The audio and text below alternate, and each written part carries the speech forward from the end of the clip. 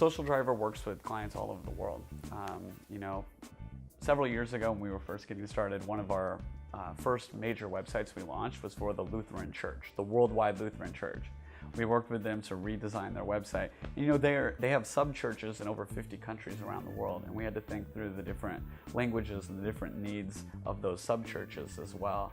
And so that's always been baked into our work is, while we're headquartered in Washington, D.C., and we have an office out in the Seattle area, our clients are going to be all over, so we need to make sure we have the tools and the mindset to work with clients, whether they're here in DC or they're halfway around the world and we're going to link up over video.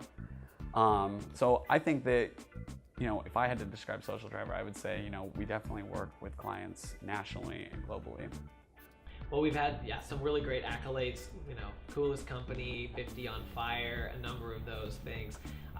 We like to say that 21st century culture looks different from 20th century culture. It's fast, it's flat, and it's fun, kind of like a sports car. And so what we've done is we've tried to design a company that matches 21st century culture.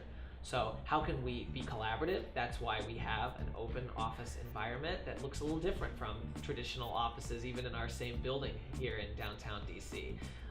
How can we be a little quicker in terms of trying new things and achieving results? And then how can we match the culture around us? Work and play are blending in today's world more than ever before because we all carry devices around us, or we might check our work email at home at night, or we might get a Facebook notification during the day. So we have to respect that.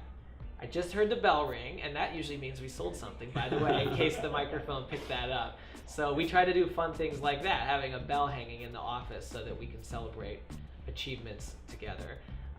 But I think company culture is really a very important thing for folks to think about, whether they're business owners or they're leaders of a department. What kind of company do you want to have? What kind of culture do you want to have? And recruit to that so that people feel like they are working with the people that they share the same values with.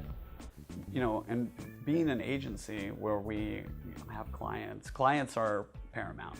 And we spend a lot of time focusing on their needs and how we can help them achieve their goals. So in that environment, it's easy sometimes for your culture to not necessarily be the most empowering for your team. And so you have to take a moment in the week to spend a little bit of time thinking about who you are as a company and what you want to be, because you're spending every other hour of the week thinking about your clients. And so this has been a tradition that we've had at Social Driver since the very beginning.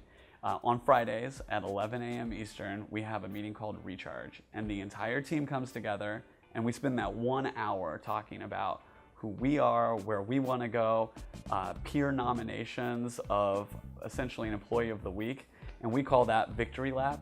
And at the end of the meeting, we select somebody from the team to receive the Victory Lap. We play Chariots of Fire, and they run around the room with a trophy, giving people high fives.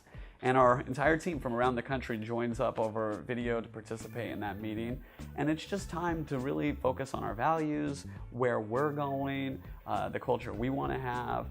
It's going to be probably it was probably a long week, working on a lot of deadlines. Next week's going to be a long week with a lot of deadlines. But we take a moment in that to recognize each other, to recognize the hard work we're putting in, and to recognize where we want to go.